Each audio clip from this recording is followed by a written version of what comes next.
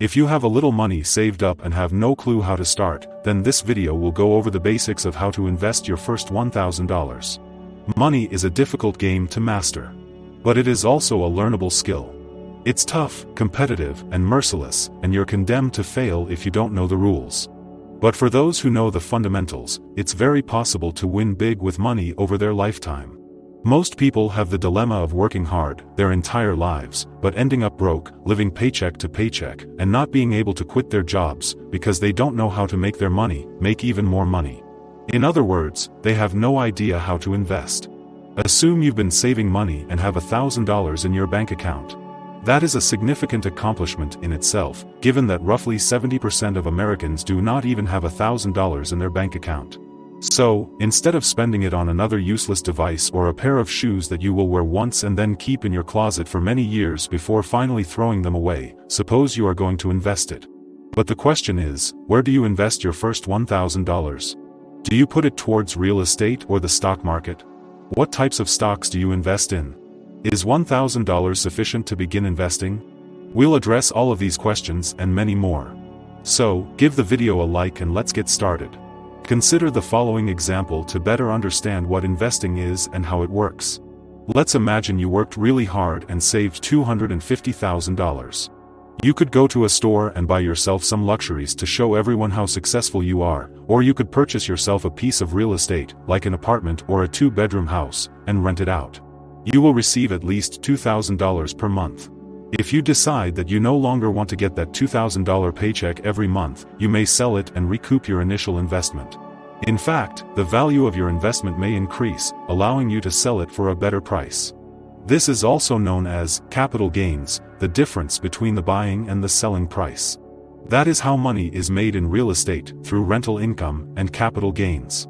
However, real estate cannot be purchased for $1,000.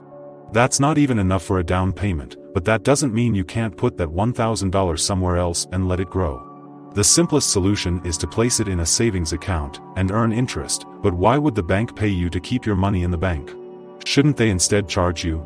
No. The bank, you see, will take your money and lend it to someone else at a higher interest rate, then divide a piece of the profit with you. In a nutshell, that is how banks operate. The only drawback to this method is that the interest rate on the deposits account is so low that it isn't worth it. The best rate you're likely to obtain is 0.8%, maybe a bit higher once interest rates rise. That means that if you put $1,000 into a savings account today, you will receive an extra $8 in 12 months. Which is exceptionally low because the Fed sets an inflation rate of 2 to 3%, which implies that if you don't get at least 2 or 3%, the real value of your $1,000 will decline over time, allowing you to buy less items each year. But why are deposit account interest rates so low? Without getting too technical, since 2008 and the Great Financial Crisis, the Fed was forced to cut interest rates to encourage everyone to borrow and spend. This caused massive inflation due to the sharp increase in the money supply.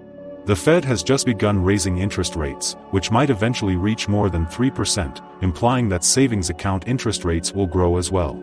This also means that your risk-free interest rate is higher, making riskier investments less tempting, particularly those with less than a 3% yield. Okay, so after we went over real estate, let's check out other options for investing your money. Option number 2 is to invest in 10-year government bonds. A government bond is a security that the government issues to collect funds to support government spending. Say the government wants to build a school but lacks the funds to do so, so it issues an IOU, a piece of paper that states that anyone possesses this security is owed by the US government this much money plus interest. Of course, this is an oversimplified example, but you get the idea. Government bonds are heavily influenced by interest rates, and when interest rates will reach around 3%, will actually be a very good option. This is because riskier assets sometimes make less, but carry more risk. And remember, government bonds serve as a benchmark and are the safest investments you can make. The general idea is that you should always earn more than the inflation rate. You lend money today and expect it back later, so you must ensure that inflation does not destroy your gains.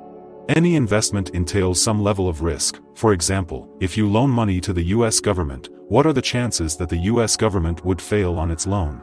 The entire US economy may have to crumble in order for the US government to go bankrupt.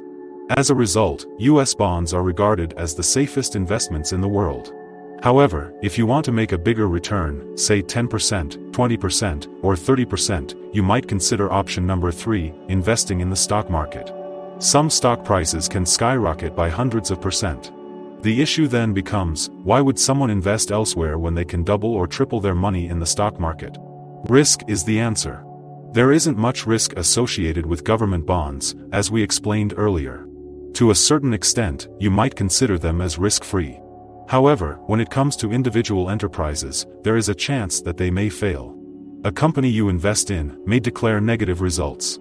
In fact, any unfavorable news can cause the stock price to fall. The company may develop a product, and if the public does not like it, it may generate unfavorable headlines, causing the price to fall. Therefore, larger gains come with greater risk. Amazon, for example, is a well-established company with far fewer possibilities of failure than Tesla, but it also has far less space for growth, which is why Tesla expanded by 721% in a year. What you must decide for yourself is how much risk you can tolerate without going insane. If a $1,000 is all you have left, perhaps risking it all isn't the best decision, because if things go wrong, you could lose most of it. In many circumstances, it's best to start with building an emergency fund, which serves as a cushion, before moving on to investing. Also know that you can mitigate your risk in the stock market by investing in an index that contains multiple companies. The most well-known is the S&P 500, which tracks the top 500 US corporations. So, in simple terms, an index fund would invest in a portfolio of the top 500 companies. Some of these businesses will undoubtedly fail, while others will thrive. According to historical data, the average return rate for the S&P 500 since the 1920s has been roughly 10%. This means that purchasing a share of these index funds entails purchasing a little portion of the top 500 US corporations. But how do you get your hands on these index funds? Where do you even begin? First, you must locate a broker or someone qualified to sell you stocks. In the past, it was someone you had to pick up the phone and contact, asking him to sell you some shares. However, things are a lot better and easier nowadays. Brokerage firms, such as Robinhood, have developed apps that allow you to buy stocks from the comfort of your smartphone. So you can start investing as soon as you feel comfortable, but only after you've made sure you know what you're doing. We hope this video has shown you how to invest your first $1,000. We did our best to make this video as basic as possible so that anyone interested in investing may get started right away. Often, you want to start investing, but you have a million questions, so you start Googling this and that and eventually give up and try again a few months later. So I try to address all of your questions in this short video. So, if you found the video useful, give it a thumbs up, and if you're new around here, press the subscribe button and the bell notification next to it. Thank you for watching, and see you next time.